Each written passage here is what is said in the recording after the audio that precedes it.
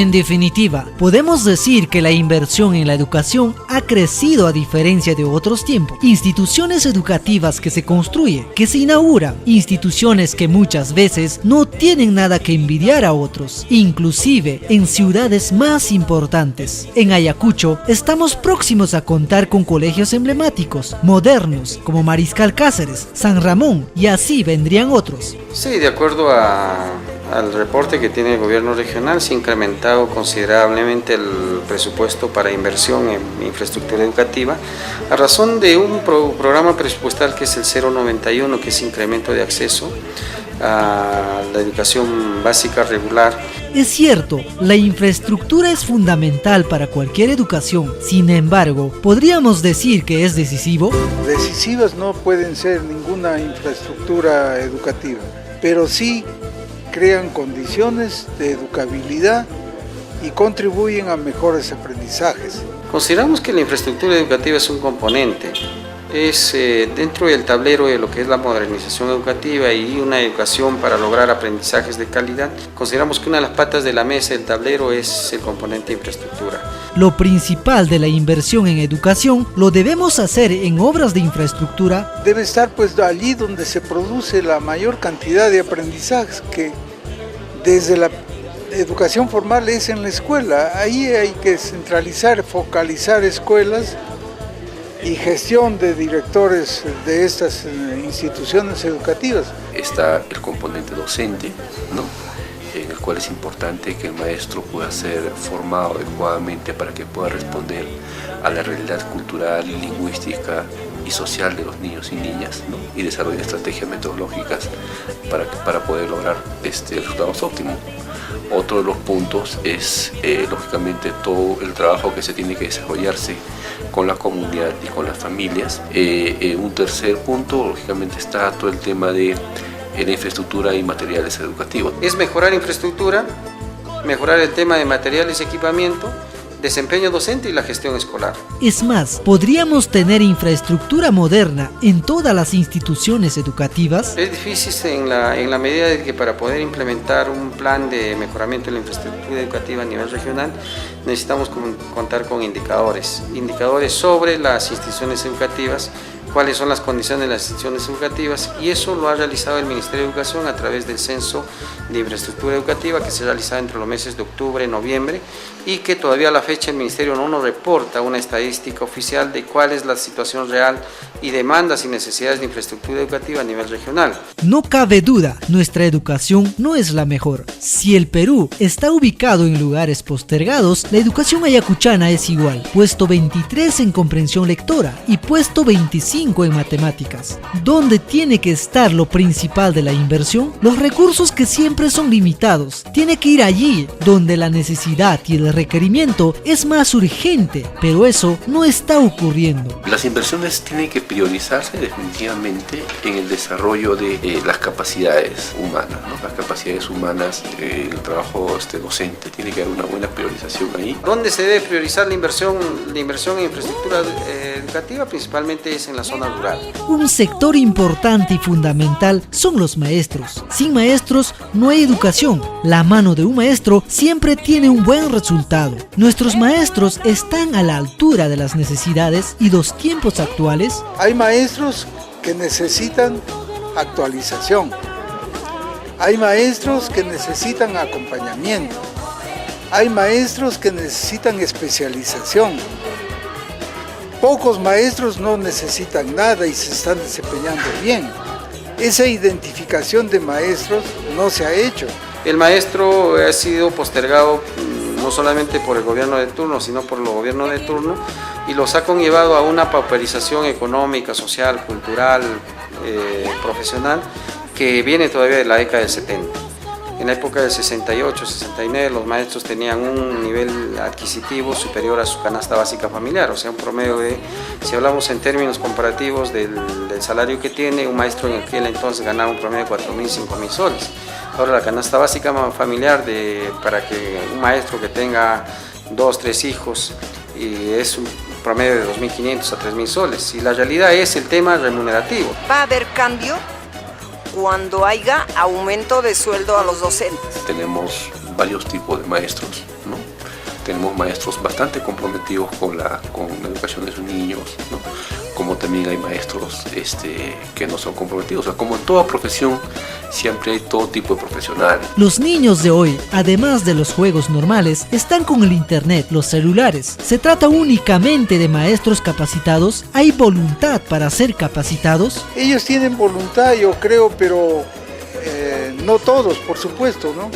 Es que la misma DREA no tiene una propuesta de cómo fortalecer capacidades de maestros que están trabajando. Hay una predisposición, solamente que no hay criterio de capacitación cuando los programas de formación docente en servicio, capacitaciones, se dan con la improvisación y sin la adecuada planificación. Hace más o menos unos 8 años era un poco más complicado, ¿no? Era un poco más complicado porque había, en el magisterio había una gran cantidad de maestros que se rehusaban al cambio, ¿no? Pero creo que en este tiempo eso ha variado. La gran mayoría de los maestros están dispuestos a capacitarse, dispuestos a cambiar. Si bien es cierto que hay voluntad de los maestros de ser capacitados, ¿se podrá capacitar? Sí, yo pienso que los maestros es posible. Yo pienso que el tema fundamental es cambiar la actitud de los maestros. Pensar de que la función que cumplen no está supeditado al tema económico, está supeditado al tema de vocación, porque la función del maestro es una labor social. Lo que pasa es que tenemos que hacer un programa de formación, o sea, no son capacitaciones de un día, de 2 días, son capacitaciones con 50, 100 o 200 personas en un solo espacio.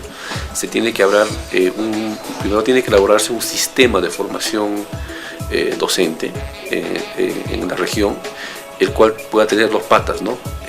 Una primera pata es la formación inicial, ¿no? O sea, debemos de retrabajar lo que se viene desarrollando los pedagógicos en las universidades, ¿no? Y la otra parte es la formación en servicio.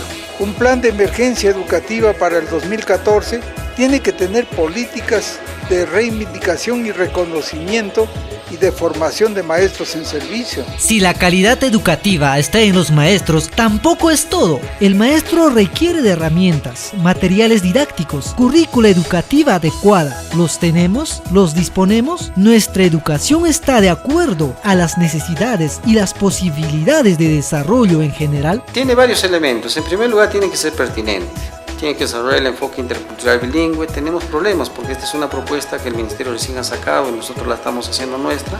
Estamos construyendo nuestra propuesta pedagógica IB, pero con características culturales y lingüísticas de la región, teniendo en cuenta la vigencia del quechua ayacucho chanca, la vigencia del machiguenga y la xaninga como lenguas predominantes en mayor o menor escala, y asimismo el tema del escenario castellano, que es también es fuerte en la presencia en las instituciones educativas, y el tema de la cultura. La cosmovisión andino-amazónica difiere de la cultura occidental, que forma parte y se ha enraizado principalmente en los ámbitos urbanos, debido a la presencia principalmente de las diferentes formas y modos de cómo ver la realidad, de cómo relacionarse entre seres humanos, cómo relacionarse y qué actividades económicas son las que predominan, el calendario cívico, el calendario comunal. Entonces, desde el punto de vista pedagógico, estamos en proceso de construcción de una propuesta pedagógica que responda a la realidad. Se están desarrollándose distintas tendencias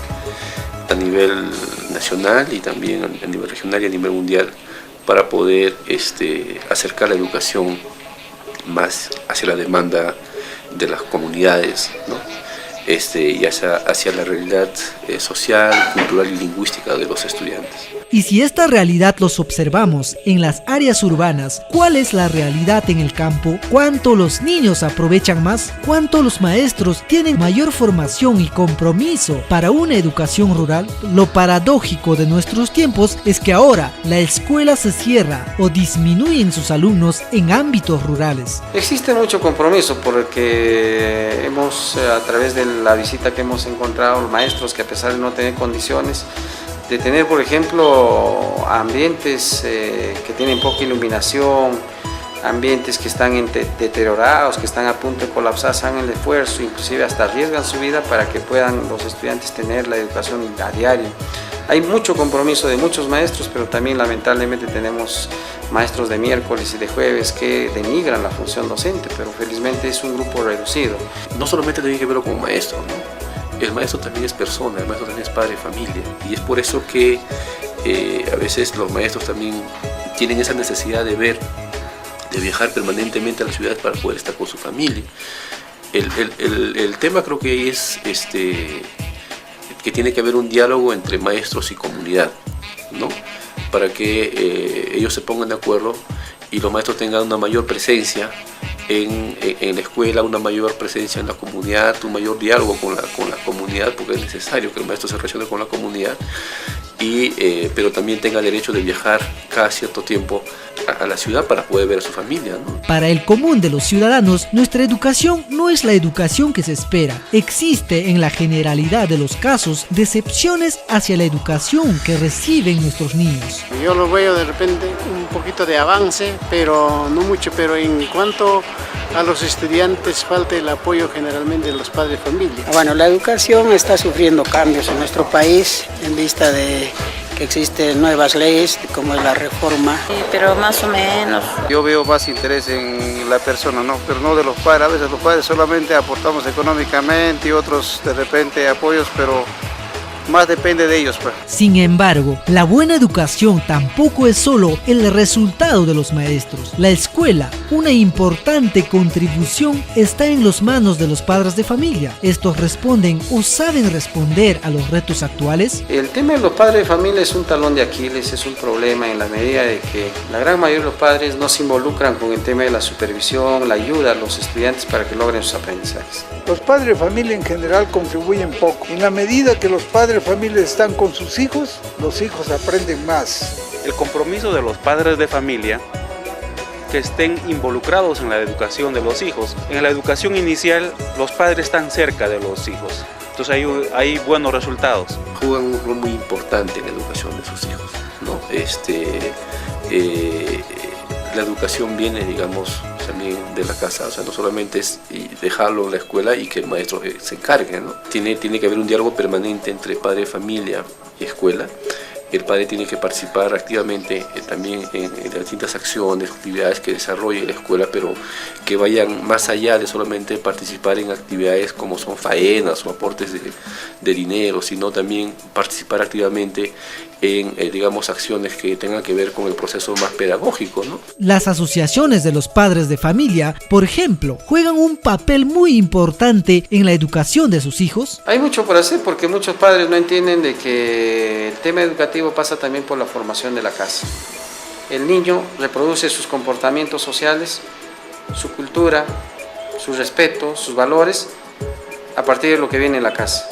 Un niño que es malcriado, un niño que es irresponsable, un niño que es desasiado es porque la casa también en la cultura familiar, el padre, la madre no involucra, no inculca estos valores de la higiene, la responsabilidad, el respeto. Yo creo que es rol de la escuela conversar con los papás, ¿no? De todas maneras, desarrollar la escuela de padres para que ellos también puedan, primero, sensibilizarlos a los papás sobre la importancia de su participación en el proceso educativo de sus hijos. Por donde se vea, tenemos grandes y graves falencias en nuestra educación, pero todos sabemos que sin educación no tendremos desarrollo posible. Pero, ¿qué hacer? ¿Cuál debe ser nuestro compromiso? ¿Por dónde debemos empezar? ¿En qué debemos invertir primero? Tenemos dos niveles, a nivel macro y a nivel micro. A nivel macro debemos de mejorar los lineamientos y orientaciones en el tema pedagógico desde la Dirección Regional de Educación, las UGELES, a evaluar el tema de la capacidad operativa y el cumplimiento de responsabilidades que tienen las UGELES y la DREA.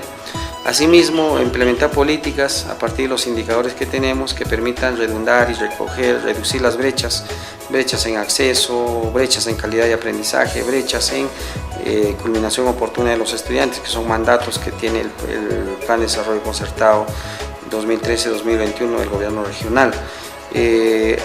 A nivel macro, implementar políticas, generar presupuesto para implementar políticas de formación docente, asistencia técnica a las instituciones educativas, plan de estímulos y reconocimientos a los maestros que alcanzan mejores logros de aprendizaje, también un plan de información que permite establecer mecanismos de control, de seguimiento, evaluación. Un primer aspecto, de todas maneras, es el tema de la voluntad política del Estado, para que pueda desarrollar un mayor compromiso con la educación, ¿no? Aumentar el tema del presupuesto en educación. Eso es por un lado, ¿no? Pero por otro lado es importante también el tema de cambiar la actitud de los actores en la educación, ¿no? Tanto docentes como padres de familia como estudiantes, ¿no? Podemos implicar muchos factores. Desde el punto de vista de los docentes, la familia, el gobierno central, el gobierno regional, o sea, el compromiso que se genere del colectivo social.